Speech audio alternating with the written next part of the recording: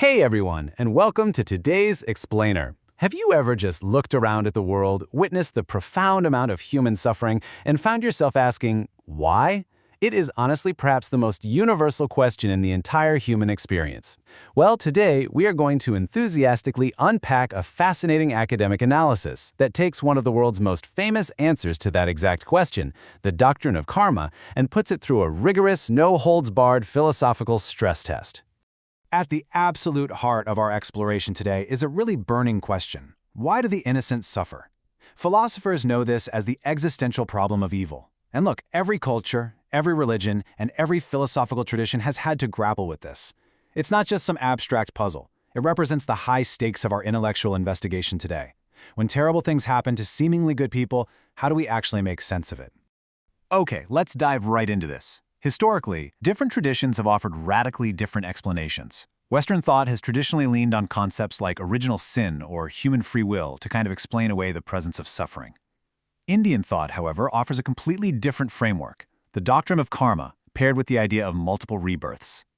So instead of one single life marred by a collective fall, Indian philosophy suggests an ongoing cycle where your individual suffering is tied directly to your individual past actions.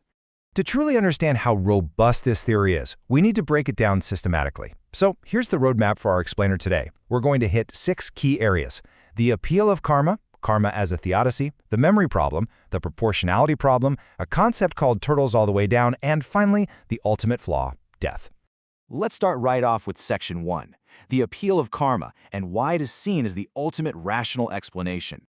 Before we stress test the doctrine, we really have to acknowledge its profound intellectual and emotional appeal.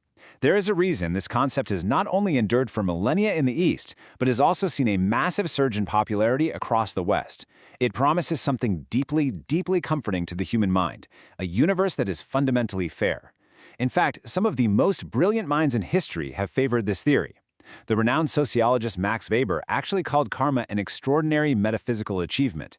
Why? Because it leaves absolutely zero room for arbitrary tragedies. If a child is born with a congenital illness, karma provides a complete retributional explanation. It's the result of past actions. There is no random bad luck in a strictly karmic universe. Everything happens for a reason, and it's authored by the individual themselves. Moving along to Section 2, karma as a theodicy, where we set our parameters. To properly stress test this idea, we need to treat it purely as a self-contained logical system. We aren't here to debate historical texts, cultural anthropology, or religious dogma. This means understanding what a theodicy actually is. A theodicy is just a formal explanation for the presence of evil, injustice, and suffering. Our source material treats karma exactly like this, an idealized, abstracted theory that claims to perfectly explain why pain exists. By bypassing all those dense historical debates, we can objectively evaluate whether the mechanics of karma actually succeed in making moral sense of the universe. That brings us to Section 3, the memory problem, or the issue of punishment without context. If karma is a system of justice and moral education where we are punished for past wrongdoings, we run into a glaring, real-world issue: the utter lack of memory traces from our previous lives. It raises a major logical hurdle. How do we learn if we can't remember? Think about a conscientious parent for a second. If a parent is punishing a child, they'd take great care to explain exactly why the punishment is happening. Without that context, the child just feels arbitrary pain and learns absolutely nothing. Our justice systems work the exact same way. The defendant has to understand the charges. Yet, under karma, we undergo intense suffering for crimes we have absolutely zero memory of committing. And this brilliantly illustrates the core of the memory problem. Even vigorous defenders of karma, like Christmas Humphreys, have to concede how incredibly unjust it feels to suffer for the deeds of a past self you know nothing about. A total lack of memory basically defeats the purpose of moral education. You simply cannot repent for or learn from a past crime you don't even know you committed. It transforms the universe from a classroom into a blind punishment machine. Let's pivot over to Section 4, the proportionality problem, taking a hard look at the extremes of suffering. If karma explains all suffering as earned punishment, we have to see if the mathematics of this theory hold up when confronted with extreme, horrific tragedies. And here, we run into a deeply uncomfortable logical necessity. If someone is starving in a famine, or a child is crippled in a crash, or someone suffers from incurable brain cancer, karma dictates this is earned punishment. But for the scales of justice to balance, the implied past crime must be equally horrific. It forces us to look at victims of massive tragedies and conclude that they are merely getting exactly what they deserve for some unseen past evil. This builds into a massive clash with our modern ethics. Our current understanding of fairness considers capital punishment completely excessive for many severe crimes. Yet karma essentially condemns every single human being to the capital punishment of the inevitable death, supposedly as a justified outcome. Furthermore, attempting to say that smaller wrongdoings just build up into a pool of karmic residue to justify massive disproportionate tragedies, like a horrific disease, well, that really strains the bounds of what any reasonable person would call fair or proportional justice. Now we transition to Section 5, Turtles All the Way Down, Tackling the Infinite Regress. This addresses a massive gap in the theory's origin story. If every single instance of suffering is a punishment for a previous sin, how does the theory explain the very first instance of suffering? Like, how did this whole cosmic wheel start turning? You get trapped in an infinite loop. Your suffering today is punishment for past life A, but past life A was suffering because of past life B, and past life B was punished for past life C. Defenders of the theory claim the karmic process is simply beginningless, but logically, that doesn't explain the origin of evil. It literally just pushes the problem backward forever.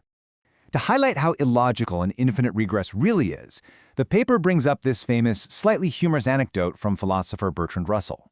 When told the world rests on a giant turtle, he naturally asks what the turtle rests on. The answer? It's turtles all the way down. It's a great laugh, right? But philosophically, an infinite regress is the equivalent of borrowing money to pay off a debt. It postpones the answer entirely, instead of providing a true explanation for why suffering entered the universe to begin with. This brings us right to the climax of our explainer, Section 6, the ultimate flaw, death, the final paradox. Here we are putting the karma doctrine up against the ultimate human fear and arguably the greatest philosophical hurdle for any theodicy. In a strictly karmic system, you're reborn based on your deeds. But to be reborn, you have to die. Therefore, death seems to be presented not as a specific punishment for a specific wrong, but merely as a neutral mechanism required for the system to even operate. But if death is just an administrative mechanism to move you to your next karmic state, why is it universally experienced by humanity as a terrible, painful evil? Furthermore, if death is required, then absolutely everyone suffers this ultimate physical disruption, regardless of how virtuous they were in their past life. Even if you were incredibly good, you still get the capital punishment of dying to reach a reward. And interestingly enough, the ultimate goal of these traditions is to escape the cycle of rebirth altogether. This implies that the cycle of life itself is an uneven mixture of good and evil, completely challenging the idea that karma provides a perfectly just and balanced universe. And with that, we've reached the end of our philosophical stress test. The doctrine of karma is a beautiful, intricate attempt to make sense of a chaotic world. But as our investigation has shown today, it wrestles with massive hurdles: memory, proportionality, infinite regress, and the paradox of death. So, I'm going to leave you with this final provocative question. Can a perfect explanation for human suffering truly exist? Or is the search for a flawless cosmic justice system ultimately just a reflection of our own human desire for order? Thank you so much for joining me on this deep dive, and as always, keep questioning the world around you.